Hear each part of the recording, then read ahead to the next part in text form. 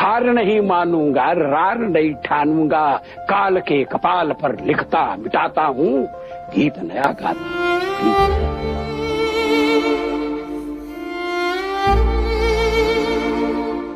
आज देश के पूर्व प्रधानमंत्री अटल बिहारी वाजपेयी की दूसरी पुण्यतिथि है। साल 2018 में एक लंबी बीमारी से जूझने के बाद अटल जी ने दिल्ली के एम्स अस्पताल में अपनी आखिरी सांसें ली थी। 93 वर्ष की उम्र में उनका निधन हुआ था। पहली पुण्यतिथि पर पार्टी के नेता उन्हें श्रद्धांजलि देने के लिए उनके स्मारक सदैव अटल पर पहुंचे थे। उन्हें प्रधानमंत्री नरेंद्र मोदी, गृह मंत्री अमित शाह, पार्टी के कार्यकारी अध्यक्ष JP नड्डा, यूपी प्रदेश अध्यक्ष और अन्य नेता भी शामिल हुए थे।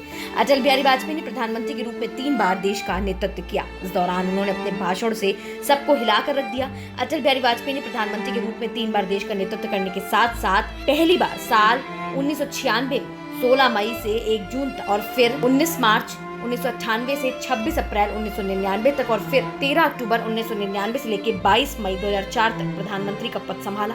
एक बार अटल बिहारी वाजपेयी पर विरोधी पार्टियों ने आरोप लगाया था कि उनको सत्ता का लोभ है। इस पर अटल जी ने लोकसभा में खुलकर बात की और उन्होंने अपने भाषणों से सबको हिलाकर रख दिया। उन्होंने न सिर्फ विरोधियों को जवाब दिया बल्कि भगवान राम का दिया हुआ श्लोक पढ़ते हुए कहा था, भगवान राम ने कहा है, मैं मरने से नहीं डरता, डरता हूँ तो सिर्फ बदनामी से। जिसके बाद विरोधियों ने कभी उन पर कोई आरोप नहीं लगाया। उन्होंने ये भाषण 28 मई 1996 में विश्वास प्रस्ताव के दौरान दिया था। अटल बिहारी वाजपेयी के भाषणों को सुनने के लिए विपक्ष में भी शांति स्थापित हो जाती थी।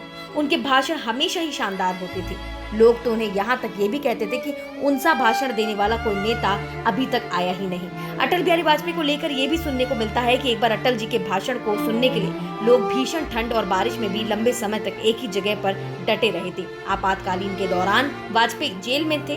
फिर इंदिरा गांधी ने चुनाव की घोषणा कर दी, जिसके बाद सब लोग छूट गए। चुनाव प्रचार के लिए कम वक्त मिला था। दिल्ली में जनसभा हो रही थी। जनता पार्टी के नेता आकर स्पीच देते थे पर सब लोग थके हुए लगते थे। फिर भी जनता हिली नहीं। ठंडी थी और बारिश भी हल्की हल्की होने लगी थी। तभी एक नेता ने बगल वाले से पूछा कि लोग जा क्यों नहीं रहे, बोरिंग स्पीच हो रही है और ठंड भी।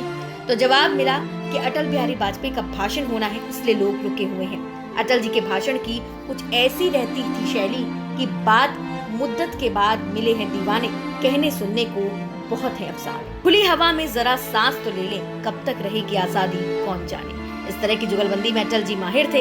इन पंक्तियों को सुनाने के बाद उन्होंने खुद बताया था कि दूसरी लाइन उन्होंने तुरंत बना दी थी, जिससे जनता मंत्रमुग्ध हो गई थी। याद दिला दे कि इंदिरा गांधी ने एक बार अटल जी की आलोचना की थी कि वो बहुत हाथ हिलाकर बात करते हैं। इस पर अटल जी ने जवाब में कहा था कि वो तो ठीक है, आपने किसी को पैर हिलाकर बात करते हुए देखा है क्या? 1994 में UN के एक अधिवेशन में पाकिस्तान ने कश्मीर पर भारत को घेर लिया था। उस दौरान नरसिम्हा राव ने भारत का पक्ष रखने के लिए नेता प्रतिपक्ष अटल बिहारी वाजपेयी को भेजा था पत्र। वहां पर पाकिस्तान के नेता ने कहा कि कश्मीर के बगैर पाकिस्तान अधूरा है।